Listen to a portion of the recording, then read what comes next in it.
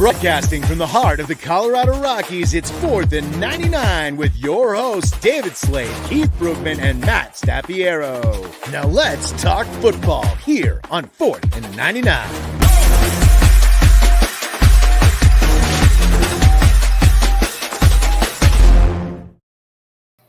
Hey, good morning, everybody. Welcome to another amazing show of 4th and 99, your Denver Broncos pregame show here on the Rocky Mountain Sports Network, where we talk all things Broncos with a little bit of NFL sprinkled in. I am your host, David Slade, and with me, as always, I have Matt Staffiero and Keith Brugman. Gentlemen, how you doing this morning? Pretty good, Dave. How are you? I'm doing well. Keith, how are you?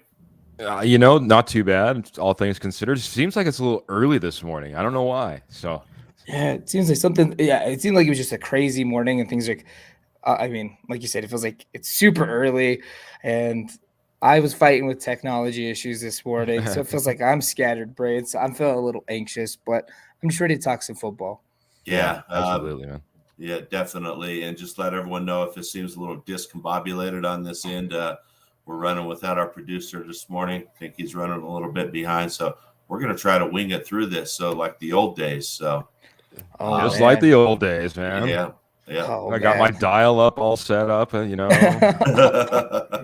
Matt, you ready for Christmas? Got your holiday shopping done and everything? Oh, I cannot tell you how thankful I am for this thing called Amazon. So yes, thankfully we are done Christmas shopping, and it's been a wonderful thing that I don't have to go traipsing through Walmart and all this other things and trying to hide the things. I just get a giant package at the door and I can just hide it in the closet and be like, I don't know what it is. Right. Instead of trying to hide little individual packages, it's just a blessing.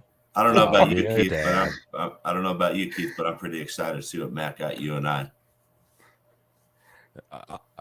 No kidding, man. It's been a great year. We've done so many great things together. I'm sure he's got something fantastic lined up for us. Naughty list for always picking on me. Naughty list. So, all right, guys. Well, oh man, Keith, are you ready for the holidays? It looks like up in Montana they may be having a little bit of. I'll be honest. I'm the guy who's probably the furthest behind. So. I don't know. I mean, I might be right there with you. I need to get some shopping in, that's for sure. Yeah, definitely. I'm always one of those last-minute guys. I'm the guy you see wandering around the store on Christmas Eve like, what do I buy? So. What do I buy? Yeah. Me and you both, buddy.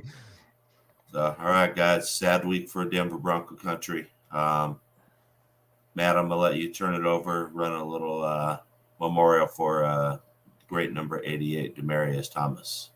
Oh yeah, absolutely. As we all know, the impact Demaryius Thomas had on the field. I wanted to take a brief moment to just talk about Demaryius Thomas and how he impacted my life. This was my generation's version of Rod Smith, the Demaryius Thomas, the Wes Welker, and Eric Decker. Could it be more of the reincarnation of like the Three Amigos for guys, right? Guys and youngins right in my age group. As a high school athlete, this is who you wanted to be when you were playing wide receiver. You seen the impact he had on the game and all those touchdowns and the impact. But then you also heard about him showing up surprisingly at other high school camps and doing all of these things. You just got to really feel what an impact he had, not only on the field, but off the field. And it's just incredibly sad. He's only 33. He was only 33 years old, guys. That's just a couple years older than I am. And it's just tragic to see someone with such a warm soul, such a kind soul taken so early. I know we'll always remember the Tim Tebow to Demaryius Thomas for the 80-yard thriller in overtime. And, the other thing that I just remember at DT, I can't remember the game directly, but I was going through some injuries, in high school, and I remember we used to utilize him as a kickoff returner, and he comes in and he just gets, the socks knocked off of him, and he gets taken out a couple plays, but that it looked like a train ran through, but you know what? 3 or 4 plays later, he's back on the field. His toughness was unquestioned, and his desire to just want to help his teammates do the ultimate goal and win. And it didn't matter who his quarterback was. It didn't matter if it was Peyton Manning. It didn't matter if it was Tim Tebow. He was there and he was ready to perform no matter what happens. So it's very tragic, and we just wish his family well wishes, and they're in our thoughts and prayers at this time. I mean, I don't know if you guys want to add anything to that. Keith, got anything? Yeah, I mean, I guess for me, obviously a little bit older than you, Matt. So yeah, I understand where you're coming from that Rod Smith perspective. For me, he reminded me of somebody else, another smiling assassin on the field. He reminded me of a Steve Atwater. He had that tenacity on offense, but he always had that smile on his face all the time. Quiet guy that just seemed like he lit up the room. If I was going to go back, for me, I think the biggest memory, at least to start his career, was when it was the big Des Bryant and Demaryius Thomas debate in the draft. And I think we got a winner in Demaryius Thomas. For me, the saddest thing is, honestly, I just felt like he always left us at the wrong time. Traded mid-season, that kind of hurt for the Broncos. We never got to say our proper goodbyes. It felt like, he never got that final game like we really wanted. And then, of course, with his passing, just, tragic, like you said, 33 years old, had a lot of life to live, and would have been interesting to see exactly what he did with his life. And now it's gone. So just sadness, as unfortunate, as many happy memories as he brought us. It's a sad Sunday. So for 88. Yeah, definitely is. And I just want to, say I'm just amazed at all of the stories we're hearing now about Demaryius Thomas off the field and the individual he was, and how he just cared so much, about fellow man. I think a lot of people in life can just learn a lesson from that, be kind. I mean, that's what we need to do to each other, be kind. So, but yeah, condolences to the Thomas family, friends, former teammates. We here at RMSN agree with you guys. So, all right, guys, you ready to talk some football? Seems sort of somber after that, but we still have a football game to play. Unfortunately, they don't stop the game. So that's true. That's 100%. So we have the Detroit Lions coming to town. So 1-10-1, I believe they are. Got their first win last week against the Vikings on a last second play by Jared Goff throwing a touchdown pass. But really quick before we get into that, I'm sorry, I forgot our sponsor thing. So fantastic sponsor, man. I'm telling you, we're sort of confused here without our producer here. So really quick, we're going to do a sponsor thing. So we want to thank our sponsor, Willow Seasonings and Blends. Check out their product lineup at willowseasonings.com. Holiday season quickly approaching. More and more people are turning to prime rib for their holiday meal. High elevation SPG and beef are a perfect match. So go to willowseasonings.com, grab a bottle of SPG, and put a little spice into your life. All right, now we can get back to normal. Woo! Yes. Woo! All right. Anybody out there? We got people out there already watching. Shoot us your questions, comments, your favorite memories about Demaryius Thomas. We can pop them up on the screen, and also what you think about the game. So let's start off with injuries. Looks like both teams are sort of getting hit with COVID, this week. I know the Lions have quite a few players out with COVID. The Broncos have, I believe we have PJ Locke, Mike Boone, and Malik Reed have all been placed on the COVID list. So they will not be playing today. So we had that combination of Javonte Williams and Mike Boone last week.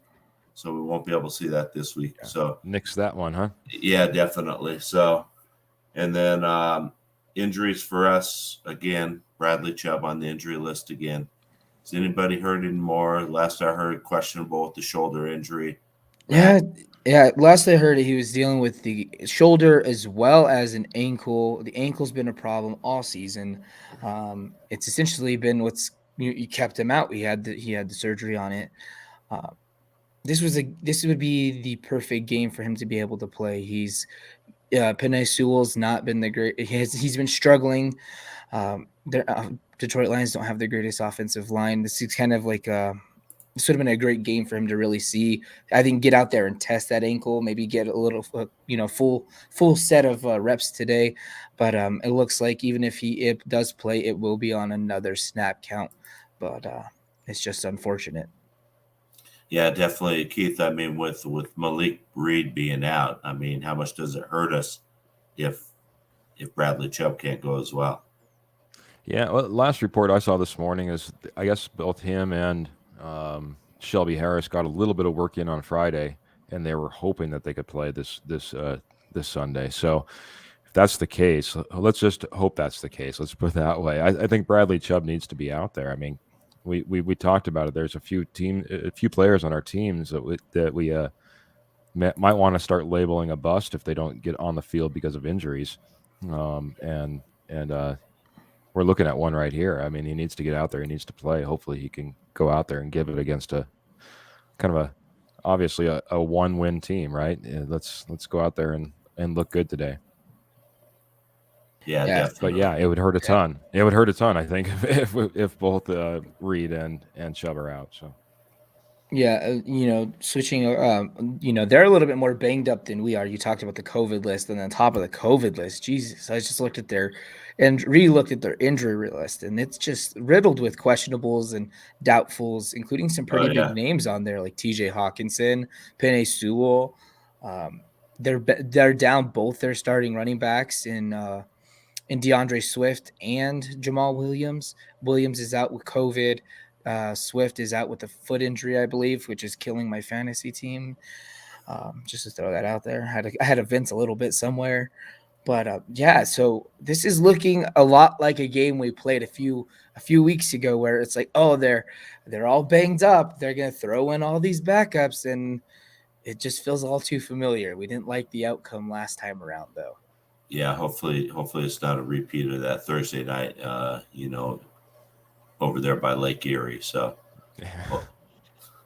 if it is a repeat, I may just have to call it a day and go cry myself to sleep if it happens like that. So we'll see what happens.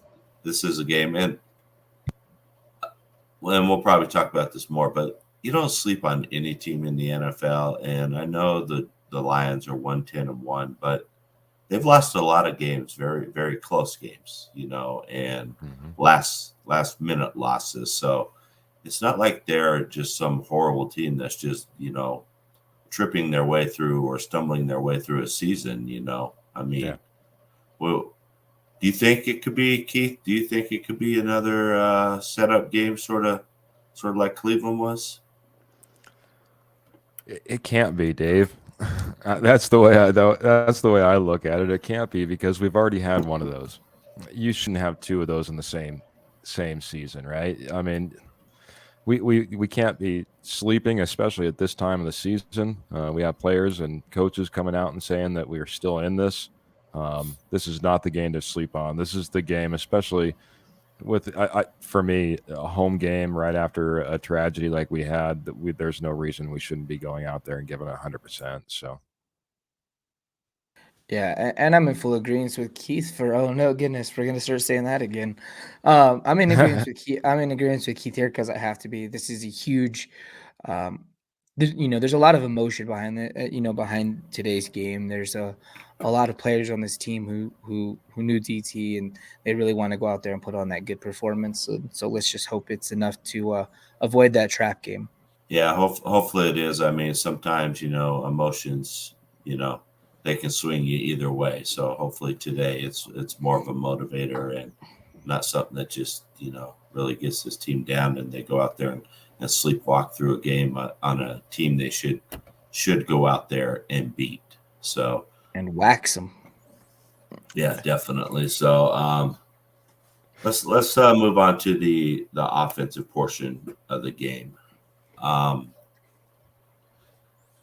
We saw last week against Kansas City, you know, we really ran the ball. You know, we did what we want. Can Shermer do it 2 weeks in a row? I mean, Keith, do you think he's finally getting it in his head that, hey, the best chance for success for this team, even though we didn't win to Kansas City and it looked pretty ugly at times, we were still in that game. You know, we only lost by 13 points. I mean, it's not like Kansas City blew us out. We had our opportunities. Do you think Pat Shermer's finally getting it into his head that the best thing for Teddy Bridgewater is to run the ball? I think it's a two-part. I think one, hopefully he's finally getting it in his head, especially after the performance we saw last week from Javonte Williams. But number two, he's always been that guy who's been game planning towards the weaknesses of the other team. Sometimes to the point that he's ignoring just about anything else that they have going on their defensively. So with the Detroit Lions being ranked 28th against the run, giving up 131 yards a game, hopefully between that and last week, we see a run performance. And I'm also very hopeful that Gordon's maybe a little bit more motivated after his press conference this week as well. Matt? I'm not going to share the same optimism on Pat Shermer. I mean, this is the guy who was confused about being confused, or whatever the heck the narrative out of that press conference was today. I mean, it just shows that there's a pure lack of communication, and and if they're giving Pat the full rein, we know what he likes to do. I mean, go back to New York, go back to Minnesota, where he had capable running backs, Dalvin Cook, Saquon Barkley. It always ends up going back to this 3 wide that's pushing the set. I'm just worried that they're gonna look at the Detroit Lions like this is a team that secondary is not their greatest. If they have a strength, it's gonna be that front seven. Is this something we could take advantage of? We just lost to Kansas City. Everybody's doubting us. Can we go out and lay the bricks on a beaten up Detroit team? And it just feels like it's almost too good for him to pass up for me. I think we do see him. I think we still see a good portion of running, but I think he's gonna feel compelled to try to force the ball downfield. So if you had to put the over/under, so the over/under on pass attempts for Teddy Bridgewater is 28. Are you going over or under, Matt? I'm going to go over. Keith? I'm under. Under, and I'm going to go over as well. I'm with the Matt. I do not. History in the making. History. I do not trust Pat Shermer. This guy, he's probably over there licking his chops, seeing that, man, we got this Lions secondary that isn't that great, and boy, I got all these weapons, and he keeps forgetting he doesn't have a quarterback who can push the ball down the field. I mean, I agree, but look what we saw last week. I mean, I think he finally has to get the point that that's what our team is about, and especially against a team like the Detroit Lions. Like I said, they're 28th in the league. They're giving up over 130 yards per game on the ground. I mean, if he ends up going in there and ignoring it, I mean, I mean, that's a breaking point for Keith over here. Not that I was on the Pat Shermer bandwagon, but I mean, goodness gracious. I mean, what else do you need to do in order to get that running game going? I think this week we actually see the running game. I think we see a commitment to it. I think, especially with Bridgewater. Bridgewater is still, though he's not on the injury report, but he's still got a tibia injury that he's nursing. And gosh, that guy's just been getting beaten up every single week. Give him a break. This is the week to give him a break. You've already seen it. So I think we will. I mean, I hope you're right, Keith. Yeah. I really do. I mean, that is what we need to do, is we need to just go out there and run the ball. I mean, they got Jared Goff on the other side of the ball. I mean, he's not horrible. I mean, the guy was, a top pick in the NFL draft. I mean, I think he can still beat you, but heck yeah, he can. We just can't allow that, and so just run the ball. I agree with Keith. Run the ball, but I just don't trust Pat Shermer. Okay, every week. So with that with 130-yard average, them giving up, or I'll go to you guys, over or under 130 yards rushing today from the Denver Broncos. Oh, that's a tough one. That is a tough one. I think they do. I think they go over on the rushing. I think, but I think a good chunk of that's going to be one of these backs is going to have one of those breakaway runs where it's a 60, 70-yard run. And then Pat Shurmur is just going to be like, okay, cool. Let's go back to throwing the ball like he did, after Melvin Gordon 70-yard run. And what was it, the first game of the season? Right. So yeah, no, I don't have the faith that Pat Shurmur that he cannot ignore his this. It's like an unscratchable itch or urge for him that he's just got to make this passing game work. Going back to last week, we factor in the weather. It was cold, it was windy, yada yada. It was the perfect scenario to run the ball. Today, I believe it's not going to be windy. It's going to be nice and sunny out there. The crowd's going to be all there. It's a big emotional, game. The crowd's getting behind him, and he's going to want to go in there and, like I said, just try to lay the bricks on these Detroit Lions who've only won one game all season. And let's just hope that it doesn't come back to bite us in the behind. Yeah. After that dissertation, I appreciate it, man. Dave, how about you? Over or under? I'm gonna say over, and this is gonna sort of segue us into our next thing. I'm with Matt. I see us going over, but I also see, and this is weird because me and Matt are on the same wavelength today or something.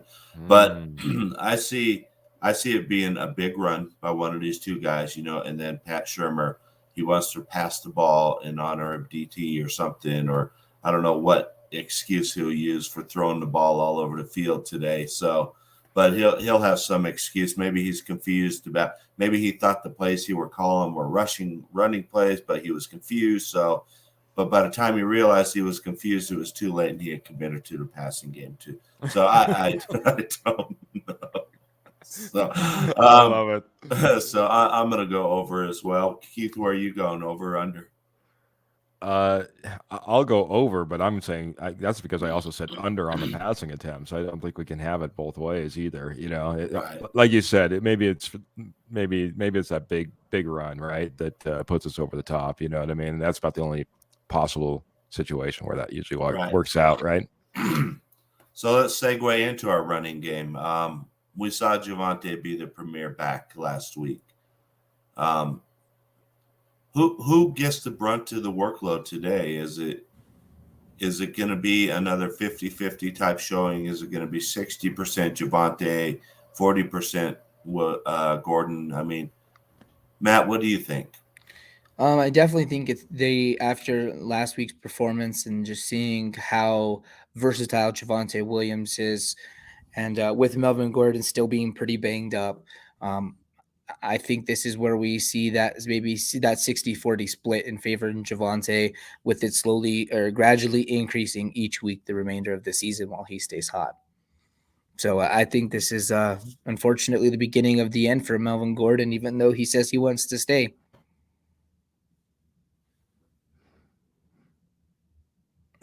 I thought I clicked unmute, but I guess I didn't. I was like, Dave, where'd you go? Yeah. Keith, where do you think? Do you think it's a 50-50 split? More of a Javonte's going to be the featured back now? Well, I wouldn't say now. I think for this week he's going to be, because, again, I go back to that injury that Gordon's dealing with, that Matt just referenced as well. I think just because of that, we'll see a little less of Gordon today as far as snap counts is concerned. But you guys just talked about the constant commitment to exactly how one guy likes to run our offense. I don't see it changing a whole lot. I think that we continue to see a Gordon, Javonte Williams fairly even split, unless an injury arrives. I think we just play it out the rest of the year that way myself. So how about you, Mr. Slade? I'm going to see it a Javonte, a heavy workload today. And I'm with Matt again. I think this is starting to see Javonte become more and more featured in this offense, going forward. I think the Broncos really need to see what we have. Let's see what he can handle just over these next 5 weeks, Gordon's not going to be cheap. I mean, even if he wants to stay in Denver, he's still going to cost money. I mean, the guy's going to want to get paid. So, I mean, he's costing us $8 million this year. I mean, what would you think he comes back at, Matt? Maybe 5, 7? No, I think that would be him taking the hometown discount. Right. And I think that's highly unlikely. I think he's going to want his worth for sure. But that all could be swayed with something, a very simple change. If you get an Aaron Rodgers or a Russell Wilson or one of these other big name guys that are floating around, that's enough to change the mentality of just a couple $1 million, because your chances of getting to a Super Bowl become a lot more likely. So it's kind of I'll say it's a to be determined number for me.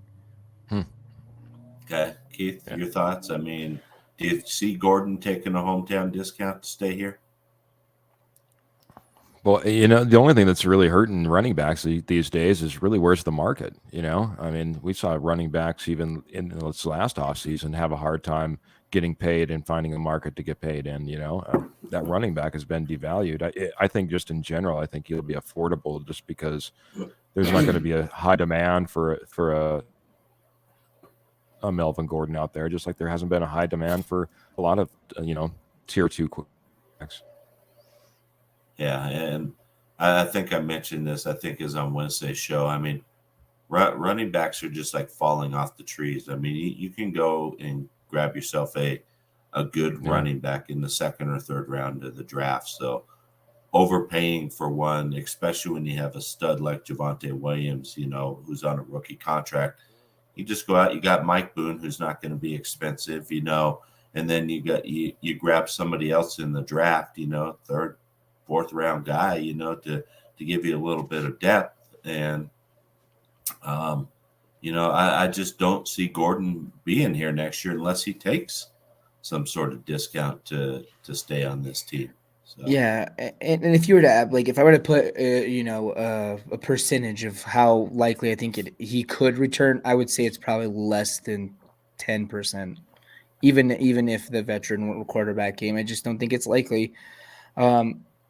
Depending on which capital you have available to you coming in the draft, running backs are sliding further and further, and you're fighting these quality guys in second and third rounds. And I'm with you right there, Dave. I think they just go back to the draft to look for that long-term placeholder to be right along Javonte Williams, and that are the new version of an RBC for us. So I just think it's pretty. His odds of returning are pretty grim, in my opinion. So. Yeah, and I agree. There's so many teams. There's teams out there that are running back hungry that will pay him. Like somebody like a Tennessee, that their season almost came crashing down when Henry, got hurt. That's why I'm surprised Denver didn't try to move Gordon. And maybe they did. Maybe Denver was just asking too much or whatever. But Gordon, Keith, don't you think could fit in nicely as a compliment to Henry in Tennessee or somewhere like that? Yeah, but once again, I think you're paying a lot for a backup to Derrick Henry, especially a bell cow. Right now, at least he isn't a running back by committee type of situation. So I don't know if Tennessee would be willing to bring that on. Why not do the same as you're speaking of for us and just go back into the draft and find somebody who can spell him? So I think he's going to have to be in a, that's where I'm not sure if, again, I think the running back market is just being completely depleted out for that second tier, and that's the only reason I think that they might have a possibility of making it back here, because he's going to look out there on the market and say, where do I go? Where do I go, and who's going to pay me? I mean, outside of when Baltimore had a big run at the beginning of the year, and they were looking for just about any running back to come in and play. And for some reason, the Texans at the very beginning of the year thought they needed 6 running backs on their team, and I have no idea what that was all about, but. Yeah, exactly. I mean, outside of those two teams, there wasn't a whole lot of people calling for, hey, we need a running back. Where do we find one in the offseason at all? Right. Yeah, no, absolutely. So, Phil, let's look at this former Broncos running back Philip Lindsay. Had he not get claimed by Miami, what would his market look like? And he's kind of in that tier underneath Gordon. But, factor in another year on Gordon, factor in the injuries he's faced this year. if he does hit free agency, I mean, I don't really know what his market's going to be unless he comes in one of those emergency type situations. He may not get that $5 to $7 million on the open market given his age and injury history. So Right. It's going to be interesting. Yeah, definitely will. All right, guys, Yeah. let's switch over to the passing game. We have a couple guys in our receiving game that's sort of been disappointments this year. Probably the biggest disappointment is Noah Fant. I mean, I think he's been a disappointment for, a couple years now. And then we got Jerry Jeudy, who, granted, yeah, he missed 6 games this year, but even if you average out his stats over the games that he's played, he's only catching like a little over 4 balls a game. Just not what a guy that you draft number 15 in the draft where you want him to be. So I threw a question out there and I got destroyed by the Bronco faithful, in asking, did we draft the wrong JJ, just and did a comparison. And I know a lot of it, the quarterback comes into play, but has, and this is sort of back to the Marilat thing. I mean, is Jerry Jeudy becoming a bust? And who do we need to see step up? Who needs to have a breakout game today? And I'll start with you, Keith. I started diving into this, and there was things that surprised me about Noah Fant. At least in 2021, he leads the team in receptions with 49. He has 424 yards. He has 3 TDs. 3 TDs is second in the team for receiving touchdowns. And he has 67 targets, which is second on the team this year. Do you think he's just one of these guys with a bullseye on his back then? Because he does this very quietly. I think he does. Well, maybe really quietly. I'm gonna end up sounding like Matt here. The more I looked at all these stats, because then you look over at Jerry Jeudy, and he has 28 targets, 330 yards, no touchdowns, 37 targets in 6 games, right? Roughly about half of the statistics of Noah Fant.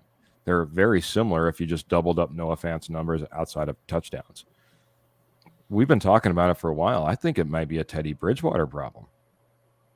I don't think it's a Noah Fant problem. I don't think it's a Jerry Jeudy problem. The more I look at these stats, it's like looking at the stats of, and I'll get to this maybe a little bit later in the game, but looking at the stats of the Detroit Lions and saying, what's going on with TJ Hawkinson or whoever it be? It's like maybe it's actually the passing game itself, because quite honestly, I was shocked. I was shocked to find out how well Noah Fant was actually doing for our team, and how he's basically a leader in almost all categories. He's either first or second. And I know there's not a whole lot of ways you can spread the ball around, but that's pretty impressive, I guess you could say, from at least a statistic standpoint. So and I think the thing is, excuse me, I think the thing is that we're so used to Noah Fant having these big splash plays, run after the catch, and you just don't really see those from him. We've seen a lot of, he gets the ball short of the yard marker, and to get a first down, and he's not trying to power through that guy or anything. And I think that's where a lot of the frustration is coming with the fan base is, Matt, do you think that Noah is just, his game has sort of changed under Teddy, and it's not flourishing like it did with Drew Lock? Well, there's a couple of different things that I want to focus on. First, let me focus on the opposite side of Noah Fant really quick. So the part where I think my frustration comes with is not in terms of the production is definitely a concern, but we have kind of outlets, reasonings behind it. But it's the you get the ball, the second effort. We haven't seen that second effort as much. We've seen him on some of these blocking plays where he's supposed to be chipping, he's missing chips. Those types of things I think are making a bigger impact in terms of why I view him sometimes with a negative scope. But I don't think I think Teddy Bridgewater is a component of this lack of production. I don't think is it Teddy Bridgewater or Drew Lock? I think this is how Pat Shermer has decided to utilize each quarterback. Because with Drew Lock, we see in the middle of the field be used heavily. It was a huge part of the game plan last year. That's where we were seeing, that's where we were trying to force Drew Lock to throw the ball. We were trying to force him to hit those, those 15 and ends, 10 and ends slants. That was part of the game plan. But with Pat Shermer and Teddy Bridgewater, that's all but gone. There was a stat, I don't remember the percentage off the top of my head, but last week there was, out of all the passing plays, like it was less than 10% were even considered with routes running in the middle. All of these routes are being set up to be outside the numbers, and that's not Teddy's strength though. That's what I'm saying. The question is it Noah Fant? Is it Jerry Jeudy? This lack of production? Is it Jeudy versus Jefferson? Is it quarterback? Do I think the numbers would be better if they're utilized? Where do Noah Fant and Jerry Jeudy thrive? Not outside the numbers, right? Not in the flats. They are both inside guys. When we seen Jerry Jeudy looking super fresh and getting separation and utilizing his footwork, it was on a 5 quick step. I'm going to fake you. I'm going fade and hit you with the slant across the middle, and then he's juking around with bobbing and weaving with some of the fanciest footwork we've seen in the NFL. But it's just not there, and I can't seem to wrap my head around why it's not there. Yeah. And it could be maybe Pat Sherman does, we talk about Teddy's arm strength, and there's two different types of ways you can look at this: how far a guy can throw the ball and how fast he could put the ball on the line. Yeah. Maybe that's where the concern is. And how far you can throw it isn't as important, in my opinion, as how much velocity you can put on that ball, because if the faster you get the ball there, the better chance your receiver has to get it. If you sort of airmail it out there, then you run the risk of defensive backs being able to ball hawk and get in there and get the ball. So my one concern about Jerry Jeudy, and I brought this up in that same post, is I see Jerry Jeudy struggling with separation, and that's the kind of receiver Jerry Jeudy is. Jerry Jeudy's not a physical type guy who's going to go up and win you 50-50 battles. Jerry Jeudy is the kind of guy who gets the separation. He'll take the pass and he'll break it for a long gain. And you're just not seeing that separation like you did in college. And it's like I told Matt, because we're in the NFL now. Everybody's good here. Everybody's fast. Everybody's good. So Jeudy, he can have the best footwork in the world, but if you can't create separation, then that really, really does you no good, especially for a guy that uses separation to his advantage like he does. Yeah, real quick though, just to keep continue to focus on that. Let's look at Cortland Sutton and Tim Patrick, and let's kind of encompass this as a whole. Separation is an issue right now, and it's because the offensive passing game for the Denver Broncos is predictable. We're not hitting. There is no risk in the middle of the field. We're forcing Jerry Jeudy to do flats and do go routes on the outside of these numbers. Everyone knows that's not his strength. There's only so much you can ask Tim Patrick and Cortland Sutton to do. They're getting jammed in the line, but if you have them running the same 5 to 8 routes of these outside the number routes, it just becomes predictable. You're going to get the single high over. You're going to get the guy who comes down and tries to wreck these wide receivers at the line. Because let's look at we talked about it, I believe it might have been Wednesday. Our receivers only have like 7 touchdowns or over 12 games, all of them put together. 7 touchdowns. Oh, 9. I'm sorry. Is it 9? Two of them are for running backs. So we got a total of 9 passing.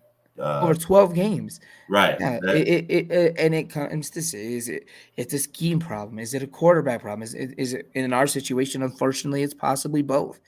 Teddy Bridgewater's having the best career of his the best year of his career in terms of touchdowns, and even though his efficiency rating isn't terrible either, it just seems like you got this huge chunk of open space in front of you, and you're just choosing to ignore it, and it's putting a negative impact on several of our receivers and tight ends. So circling all the way back, who needs to have a bigger day today for me? It's Noah Fant, because again, we're talking about getting back to the running game if we're going to be winning this game and playing this game right and scheming right. So for me, if you want an answer to your question, Dave, I think Noah Fant needs to be more involved, because again, he's going to be relied upon not to miss those open field blocks and be able to seal the end of a line in order to get a running back around the edge. So If we're just talking today, Noah Fant needs to have a bigger day today. He can't have those mental mishaps that we've been seeing him have on the field where the frustration comes in, even when he is leading the team in receptions. Yeah. And I agree with Keith. That's the guy who I was going to go Noah Fant as well. As much as we're disappointed with what Jerry Jeudy's put on the field, these contract extensions of Sutton and Patrick have bought him at least one more year to get it together. Yeah. Okay. All right, guys. Let's hit our offensive MVP really quick. Who needs to be the MVP of this game offensively for the Broncos to win? And just really quick because we're running a little bit behind. So, Matt, That's all right. Who's your offensive MVP? Because I have a feeling we talked about it earlier with Shermer in the passing game, I'm going to have to say Teddy Bridgewater's got to be the MVP today. And I'll come back to the other side of things, exactly what I said. I think that the running game needs to get going, so my MVP is Javonte Williams today. I actually had Gordon in there until I realized how hurt he was. I think Gordon could have a pretty good game today. I think he will want to go out there and show the Broncos fans maybe why they want to keep him around. Yeah, I mean, it is going to be a very motivating game for Gordon, but I'm going to go with my MVP. I'm going to go Javonte Williams as well. I think he's going to have a big game, but Teddy needs to step it up too. All right, we're going to take a really quick break really quick. We want to thank our today's sponsor, Willis Seasonings and Blend. They're a big supporter of ours, so please check out the amazing blends they offer at willowseasonings.com. The Sweet Heat or Sweet Smoke Blend is a perfect rub to use when you're smoking a pork butt for pulled pork. And all their other flavors are amazing. So head on over to their website at willowseasonings.com and put a little spice into your life. All right, gentlemen, let's get on to the defensive side of the ball. I mean, the defense played a heck of a game last week against the Chiefs. I mean, they basically held the Chiefs to one touchdown. Chiefs had a defensive score, one touchdown, and then I think, 3 field goals. So they did a great job. So with that, first off,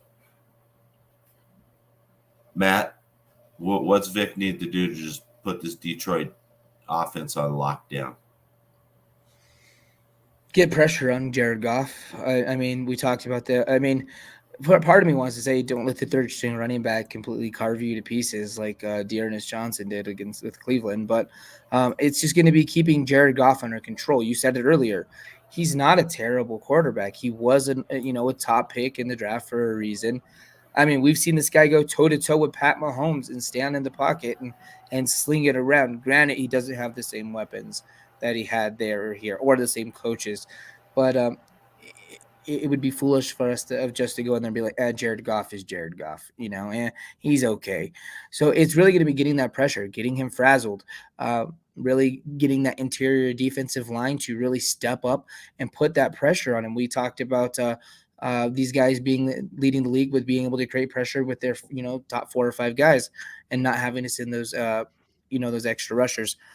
With Bradley Chubb out, it's going to be a big it's got to be a big game for Jonathan Cooper. And I would say I really want to see Shelby Harris do something. It just seems like it's been a year of him being lost in the background. That's where I'm at right now. Oh, Dave, you're muted. I got to stop hitting this mute button. So I'm trying not to cough in everyone's ears. I'm sort of battling a little bit of a cold, so I don't want to blow everyone's ears out with coughing into the mic. So I'm muting myself. Keith, what do you think is the best defensive game plan that we need to utilize? The first when this was first posed to the group in our agenda set up, it said, "Can Vic lock down the Lions offense?" And my response immediately that jumped into my head is, "That's offensive." Like you said, I think this defense has played well. What they did last week was fantastic. Special teams and the offense did them absolutely no favors, and they went toe-to-toe against one of the better offenses in the league. So for me, it's different than what Matt was saying. For me, I think we need to mix it up a little bit. I think we need to be able to confuse Goff. It's not always just about getting to him. It's also confusing him as far as the secondary. We got to be showing man and drop into zone and vice versa at times. I think that's where we're going to have our best opportunity. Rather than just trying to get after him. I don't want to. I guess my concern about quote unquote getting after him is relying too much on a blitz. and relying too much of a heavy blitz. You know, we don't want that zero blitz back out on the field all game long, right? So, Fighting words. Matt. Well, I'm glad that you at least agree with that, Matt. But for me, yeah, I think for me, it's more about trying to get that pressure from that front four, like we've been getting the last few weeks, and really disguising what we do in the secondary, and that'll lead to hopefully some great position for our offense, so we can go ahead and have that time of possession and continue to run the ball like I want to do. Yeah, definitely. Yeah. And I think Kenny hits the nail on the head here. It's kind of both, kind of encompassing both what Keith and I just said. The bottom line is you can't let this guy get his confidence. Once he finds his mojo, he's not, off the rails locomotive by any means, but he's hard to get back in his head. He's a smart kid, so you can't let him get that confidence. And it does. I'm not sure if you've seen this, Kenny, but it doesn't look like TJ Hawkinson's playing. We last seen him listed as doubtful with the hand injury. But I mean, we talked about unquestioned toughness earlier. Who knows? Maybe this guy goes out there and says, I got to make a statement. So who knows? We'll see if he actually plays or not.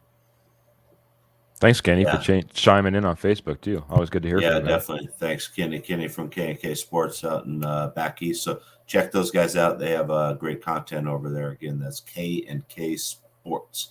All right.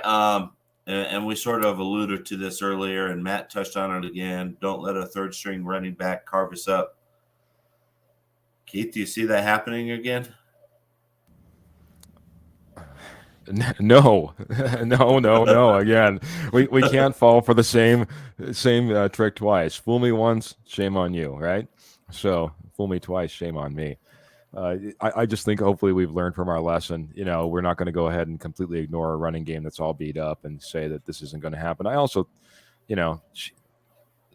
the Cleveland Browns passing attack at that point was a lot more formidable when we matched up against them on Thursday night, and it's something that we had a game plan a lot more. The Lions' offense, when it comes to passing the ball, isn't much better than their run defense. They're not that great. If you look at them, they sit at the bottom of the league when it comes to some of their passing statistics. So hopefully we don't ignore the running game, even if there is a third string running back. No repeats. No more repeats at Erie Lake. Matt, are you in agreement there? No repeats, or do you see? If it's a repeat, then if there is a repeat performance by a unknownst, or the no-name running back, or the undrafted, whoever, if this is another statement game, then I think we have to really ask ourselves, like, is it time to see some changes here? Like, Vic, is it time to give up play call? I mean, I don't know. You can't get carved up by a third string running back 2 times in one season.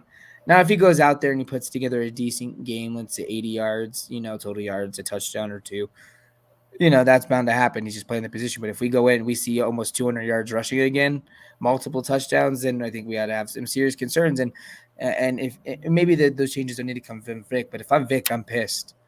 I'm livid. I am wanting to. I would probably. I can't say what I would say on here. But if I was Vic Fangio and that happens again, but you and us three, we're gonna have to take some deep dive into that film and see, is this a bad play calling or is this just lack of execution? And if it's lack of execution, I have a feeling I could tell you where it's coming from, but we'll save that and just hope and knock on wood that that's not the case. So, all right. So, defensive MVP, Matt. I'll go with you. No, I'll go with Keith first. Keith, who's your defensive MVP?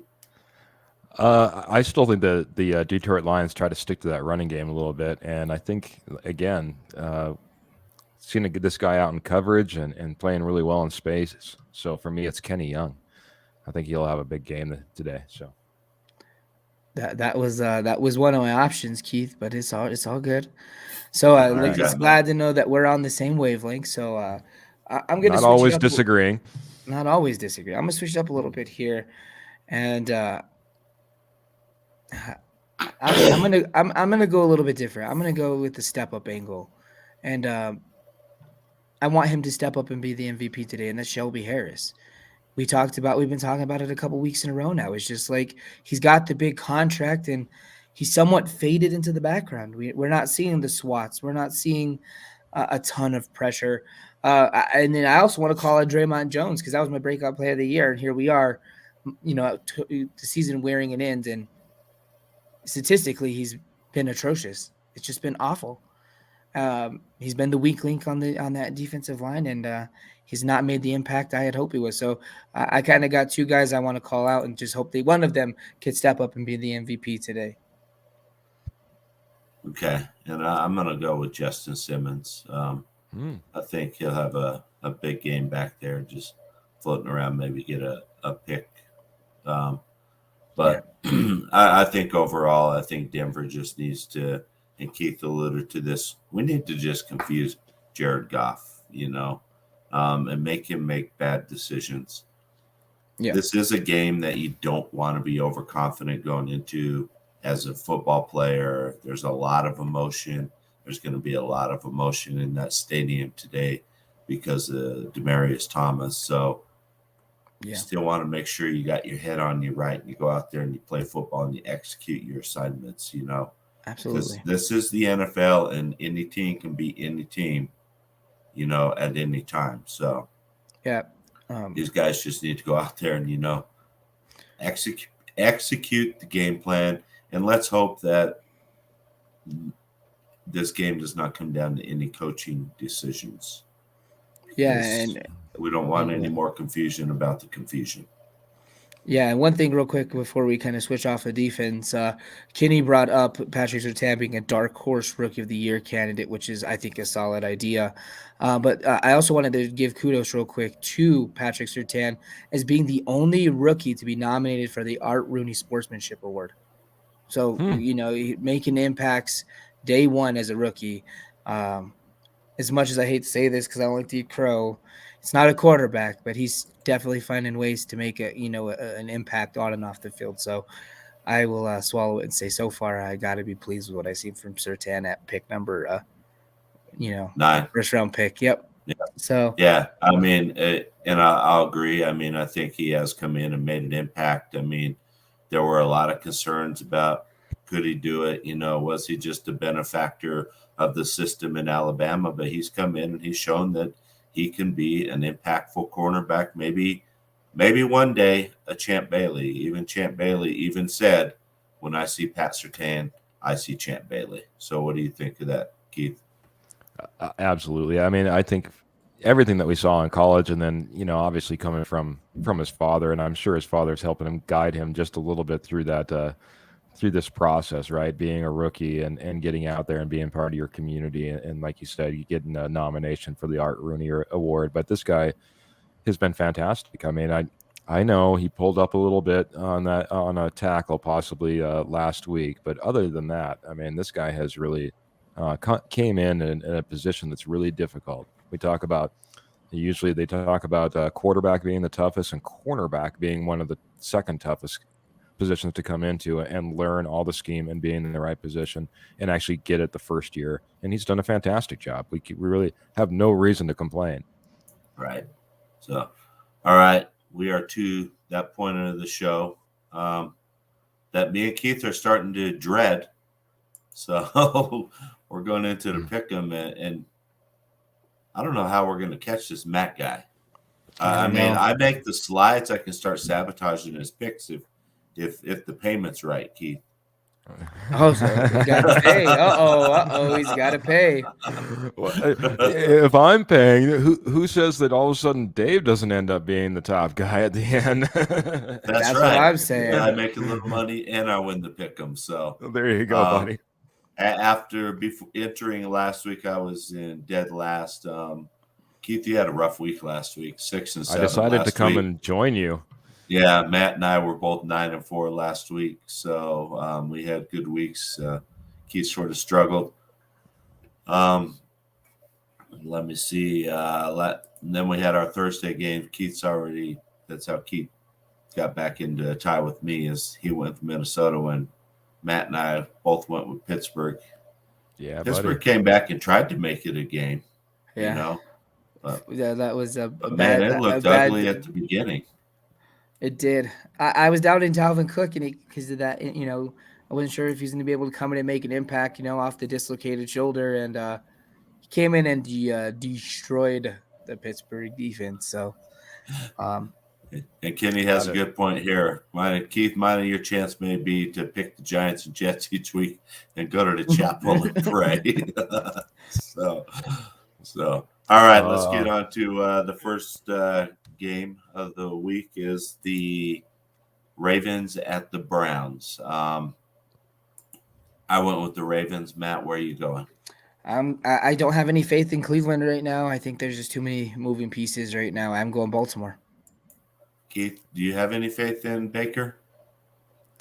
I have some faith in Baker. I just don't know if he not this Sunday. How's that?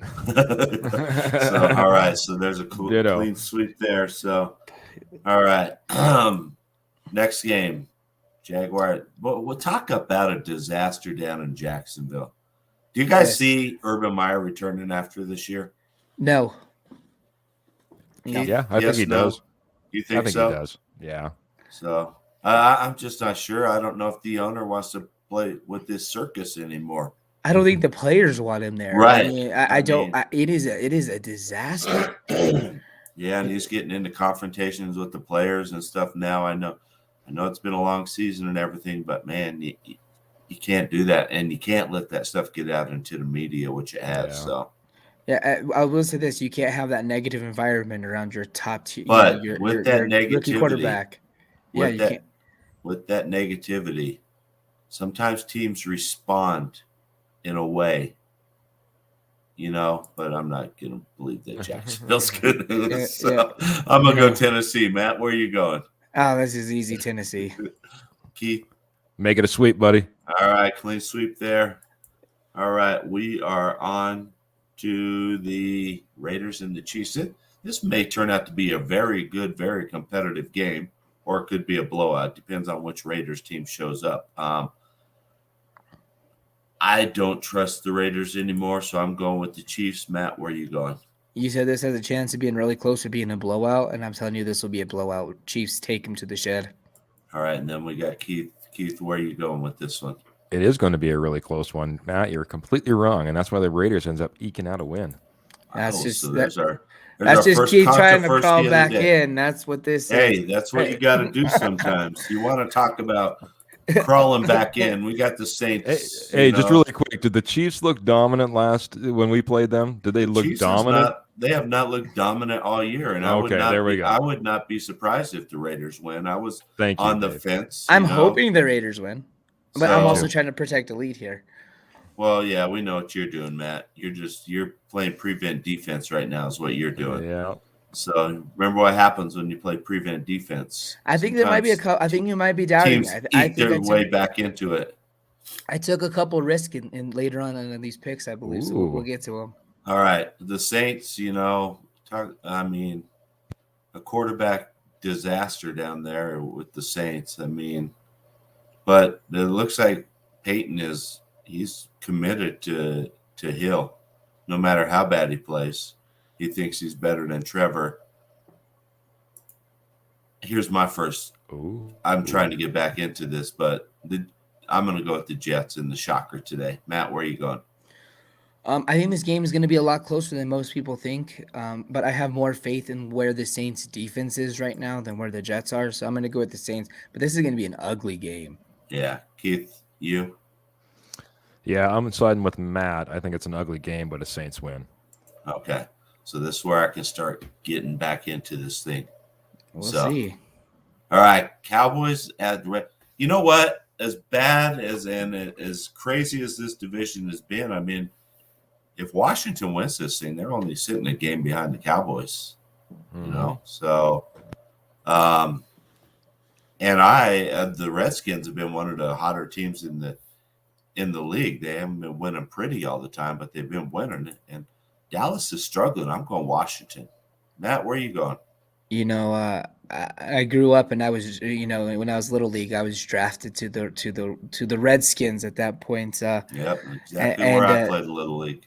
Yeah, I was a pal Redskin, and now I'm picking. You seen how hot they've gotten? It's reminding me of when we used to keep the crap out of the Cardinals, back in the day. So I'm going WFT to take this one. All right, Keith, where are you going? Washington's on a 4-game win streak, if I remember correctly, but that all stops today. I'm sorry, guys. The Cowboys come in with a win. All right, so Keith's got 2 that he could be catching up to you, Matt. Maybe. Oh, buddy, Look This was one of my risks here. This was one of my risk picks, but we'll see if it pays off. Yep. All right, next game, Falcons. Geez, talk about ugly right here. I mean, I don't have faith in either of these teams really, and I just went with the home team. I went with the Panthers. I'm probably going to regret this. I mean, they just fired their offensive coordinator. I mean, who knows what's going on? Cam is getting his way out there, I guess, and didn't like Joe Brady, so they decided to get rid of him. Matt, where are you going? I need the Panthers receivers to have a big game to carry me in fantasy, but I think they have a pretty decent game. But it goes back to what you're saying. I don't think they overcome the loss of Joe Brady right away. I think there's going to be some miscommunications. I think Cam turns the ball over a couple of times today, and the Falcons win. And Keith, where are you going? Like you said, Dave, kind of a flip a coin type of game. Didn't know exactly which way I wanted to go on this, and then I just started looking at quarterback, and I said, where do I have more faith? So I went with the Atlanta Falcons to get a win. Smart choice there, Keith. Smart choice. Thank you, buddy. All right. And Seahawks at the Texans. Does anybody have the nerve to pick the Texans in this game? So I don't. I'm going Seattle here. Matt? No, I'm with you. They named Davis Mills as their starter for the remainder of the season down in Houston. As much as I like Mills as a prospect, this feels like a Drew Lock rush development to just try to get some kind of hope on the field. It's not happening. I'm going Seattle. And Keith, where are you going? It was my toughest game to pick, but I went to Seattle for a sweep, buddy. So, all right. And then let's go on to the Giants at the Chargers. Okay, I know Kenny's sitting on the edge of his seat for this one. And I just don't have any faith in the Giants, so I'm going Chargers here. Matt, where are you going? The Chargers, they need a bounce back game. I mean, they've gotten the bunch of guys on COVID, which is going to be a factor. They can't lose. They can't afford to lose the ground on Denver. They can't afford to lose the ground on Kansas City. They take the Giants to the woodshed today. And I'm sorry. I got a little. All right, buddy. I'm sorry, Keith. I ruined all of the drama the suspense and leading up to it. I double clicked. Gee whiz. It's all right, buddy. Gee willikers. This is not just a so can you explain yourself here, Keith?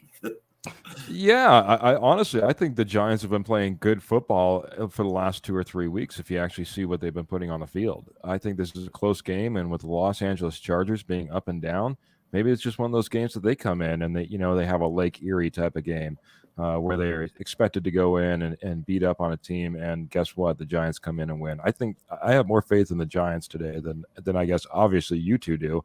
And it's just not a way to get back into the pick them. I think this is a good game, and I think the Giants come out with a win.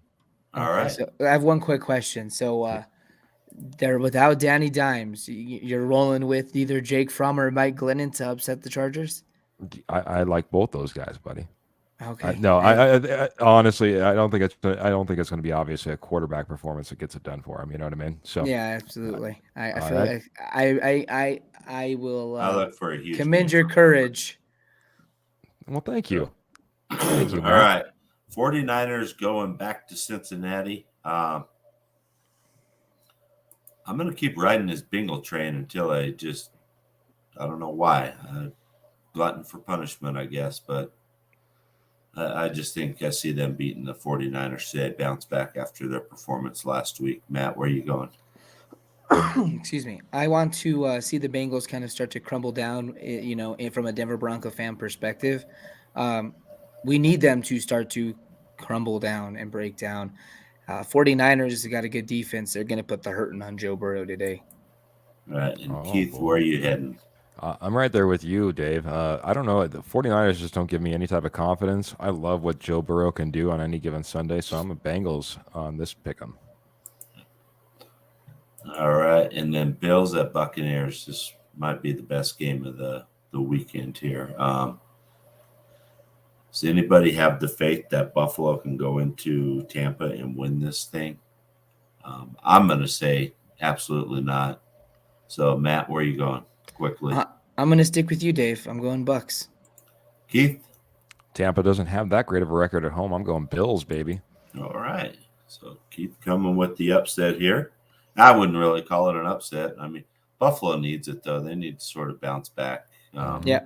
They can't afford to fall any further behind New England. No, they cannot. So, all right, Bears or Packers. This one might be a doozy. I give the Bears absolutely zero chance. I'm with you. I'm going Packers.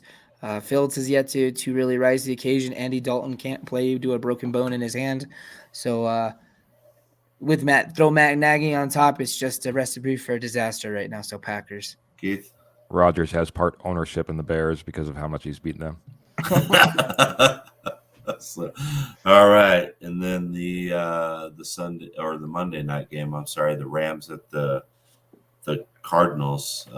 This could be a good game. I'm gonna go Cardinals on this game. Matt, where are you going? Part of me wanted to go with the Rams so badly, but just seeing what Cliff Kingsbury and Kyler Murray and that in the Cardinals defense has been able to put together, it's hard to really want to choose any team against the Arizona Cardinals. So I'm going Cardinals. I'd love to just see a fantastic, lights out show on Monday, tons of points scored, and I think it has that possibility, but I can't go anything but Cardinals on this game, man. Yeah, and even though I picked them, I kind of want to see them lose just to get knocked off their high horse. And I mean, part of it might be the Von Miller fanboy in me. Like, come on, let's just destroy this. It's just been kind of sad to see him go from, 6-6 to 0-4. So yeah, Kenny's saying that the Rams get a much needed win on the road to get some momentum back, and they do need this win. They need it desperately. I mean, this may be the most disappointing team money could buy if the Rams fall apart. So it's fair. So, all right, here we go. Detroit Lions at Denver Broncos. So, who's going to win? Your score prediction, who your MVP is. So, and I'm going to go with the Broncos. I'm going Broncos big here today. I think with all the emotion and everything, this team's going to use that to their advantage. They're going to come out and beat them. I'm going to go 31-13 Denver. Ooh. And I'm going to go with my MVP of the game is going to be Javonte Williams with 147 yards rushing, 2 touchdowns, and probably about 50 yards of receiving and another touchdown. Matt, where are you going? Yeah, well, I'm going to ride the Broncos train. This is a much needed win, and it cannot be taken lightly. My MVP is going to be Vic Fangio. I think he puts together a great defensive game plan today. I think the players execute, and I think we finally see this defense, decide to put some more points on the board. Maybe another pick 6 here. I have them winning 28-10. All right, and Keith, and who's your MVP, Matt? Vic Fangio. Vic Fangio is the MVP of the game. All right. He's not going to have a bad challenge today. And he's going to use the time. Confused. And he's going to use the timeouts when he needs to. That's all. Good defensive game plan, utilizing timeouts correctly, and not having a reckless challenge. No confusion, right? If we could check one of the 3 boxes, I'll give Vic a thumbs up for this week. All right. And I think Keith's MVP will be Tom McMahon. Yeah. Oh, I'm sorry. No. Oh, Keith, who are you going with? I'll make it the sweep, buddy. We got to against a 1-win Lions team. MVP for me, I'm going to be right there with Mr. David Slade. Javonte Williams, I expect to have a big day today. That being said, probably half the touchdowns and half the receiving yards. As far as I'm concerned, that was a humongous day for Javonte Williams you put out there, buddy. He's going to have a big one. Yeah, I guess so. I'm looking for him to have a big one as well. Like I said, I think he'll put up over 100 yards. I think he'll get probably, again, about maybe 25 yards receiving and a touchdown as well. But final score for me, 27-13 Broncos. Yeah. All right. Yeah. Hey, guys, thanks. Any parting shots? I mean, I know we all want to, again, pass on our condolences to the Thomas family, friends, former teammates. I mean, he was a great guy on and off the field. So, Matt, any parting shots from you? Real quick, this is a great comment by Kenny Kirkpatrick. How about the fans being loud as all games as the MVP? I think that house will be rocking due to a big portion of what you just said with the Demaryius Thomas tributes and things like that. This is a very emotional game, so let's go win this one for DT.